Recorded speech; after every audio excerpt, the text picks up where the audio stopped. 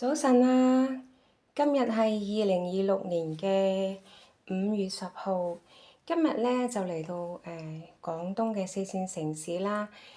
呢一個酒店老闆咧，一係咧就酒店老闆好後生，一係咧就個設計師好後生，而個老闆咧係接受呢種概念嘅。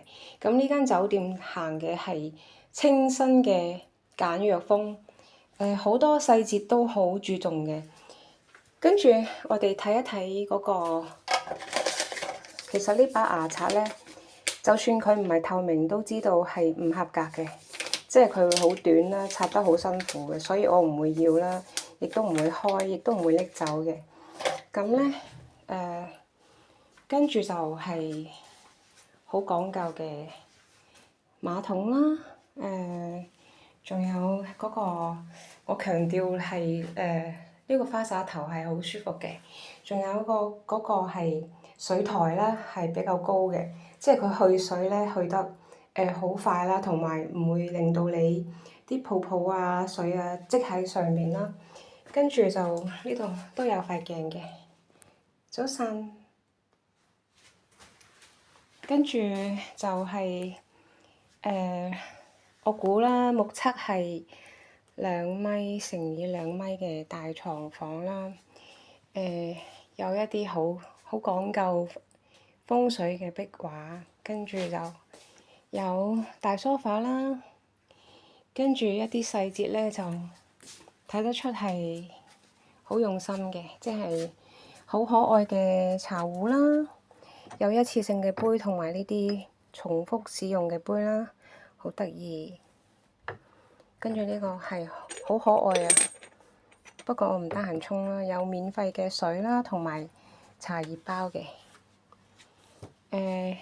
嗰個格調咧係灰色嘅，榻榻米簡約風。多謝觀看，再見。早晨啊！今日係2026年5月10號星期日。咁咧，今日呢間餐廳唔係呢間酒店咧，好貴啊，399。不過係朋友訂俾我住嘅，因為實在係太精美啦。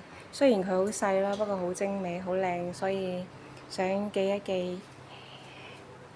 呢啲碗碗碟碟好精緻啦，好得意啦。佢有分好多嘅零食啦。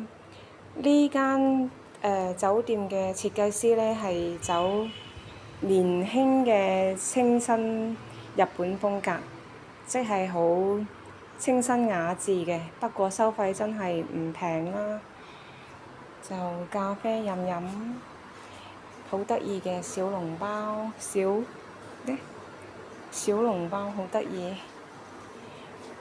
跟住就都有好多選擇嘅，同埋咧啲食物都會好新鮮啦。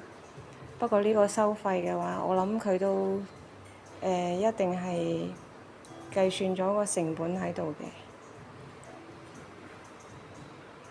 跟住呢邊仲有好多呢啲配菜啦。